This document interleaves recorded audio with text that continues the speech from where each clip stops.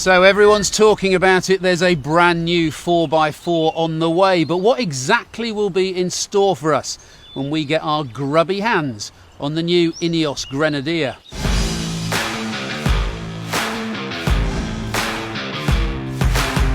Welcome to Building the Grenadier. Over the next 12 months, I've been given exclusive access behind the scenes to find out exactly what the Grenadier will be and how it will be built, from the axles and chassis to the suspension, the powertrain and beyond.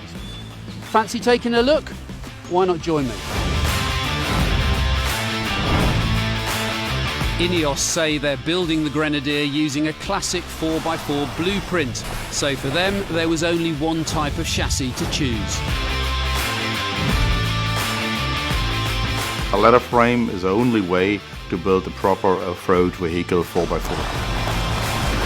Ladder frames have been the basis for some of the most iconic off-roaders for over 70 years, starting with the Willys Jeep. So you could ask, why would Ineos use anything else? We are not using a monocoque because we are not building an SUV.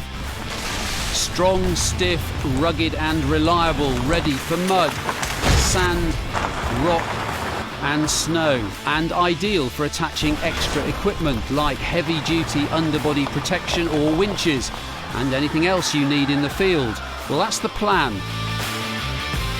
Ineos is creating the ladder frame in partnership with a highly experienced vehicle manufacturing company that has a proven pedigree of making ladder frames that can tackle the toughest environments.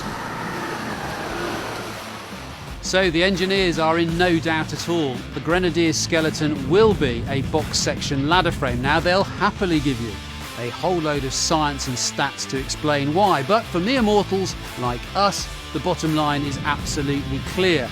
The ladder frame is super strong and a really well-proven 4x4 platform that over decades has helped aid organisations, conservationists, explorers, foresters and of course farmers work harder.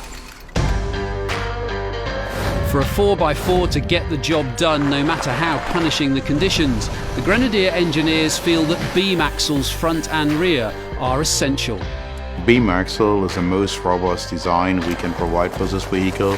Ineos looked long and hard for the right supplier for the Grenadier's axles. They chose Carraro. Why? Because of their long history building tough four-wheel drive vehicles, including tractors, making them the perfect fit for the Grenadier. As you can imagine, there's been a whole lot of debate about whether the Grenadier should have independent suspension or beam axles. Now, both setups, of course, have their pros and cons, but on balance, the engineers have decided that beam axles are going to be more robust, less vulnerable to damage, and ultimately much more likely to keep you going when the going gets tough. Beam axles front and rear and a box section ladder frame. Ineos's vision for a no-compromise foundation to their ultimate 4x4. So the ambition is clear. They're starting with a blank sheet of paper. The Grenadier is being designed and built from the ground up. Every component chosen by engineers at the top of their game, and that's got to be very good news.